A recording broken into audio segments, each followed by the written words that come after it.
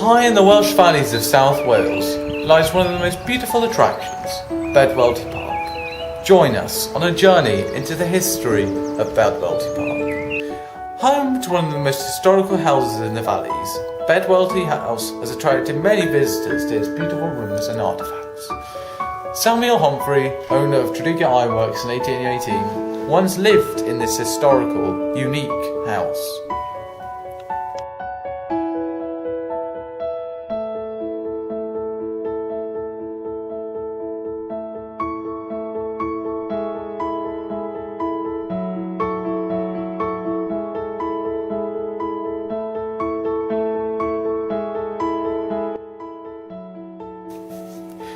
When Bedwellty Park was first laid out in 1818, the kitchen gardens would have provided herbs, vegetables, fruit and flowers for the house.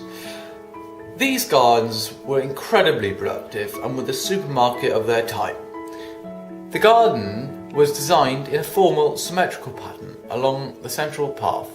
It changed dramatically when the park opened to the public in 1901. Within 5 years, tennis courts replaced greenhouses as the park became a site of community leisure rather than private needs.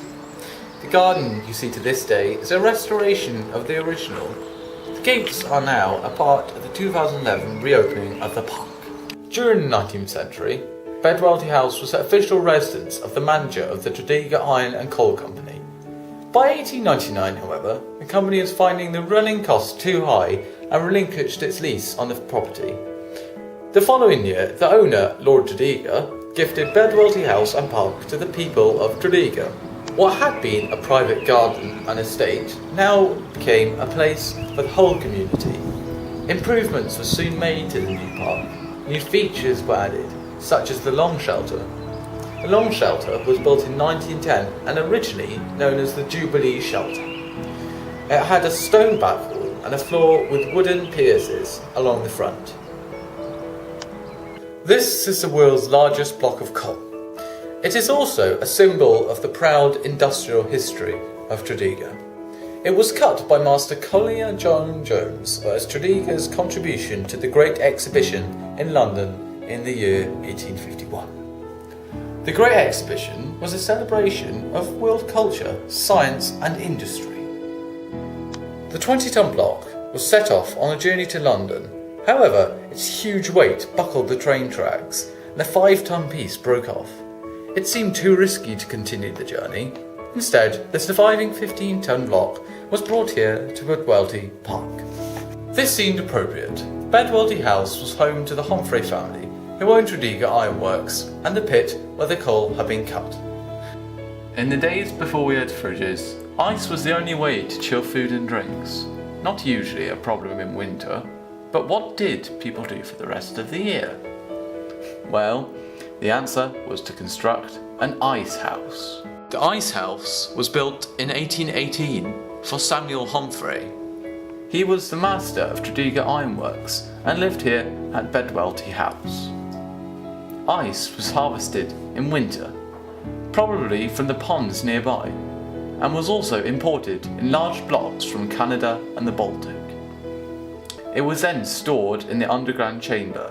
Layers of straw and sawdust stopped the ice from melting, and so it may last all year. Artificial grottos or caves first became fashionable as garden features in the 16th century. When Bedwellty Park was laid out in the 1830s, many grottos were constructed like this one as rock gardens. The grotto features sandstone that has been worn up into strange shapes by water erosion. These mysterious rocks have also been used to line many parts in the park. Although the grotto is man-made, its builders took great care to reproduce the geological features, such as the stalactites on the Devil's Arch, the entrance into Bedwellty's grotto. It is rumoured that a local custom is to place a leaf within the rockwork and make a wish as you pass through the grotto. The War Memorial was unveiled on the 14th of December 1924. Over 4,000 men from the town fought in the First World War. Many volunteered to escape working in the coal mine. They believed that the fighting would be over within months. Instead, they were away for years, and over 300 never came home. It was a devastating loss for a town of its size. After the Second World War, the memorial was rededicated. Men from Tredegar had fought a fierce campaign in Burma, leading to one battle site, there being named Tredegar Hill.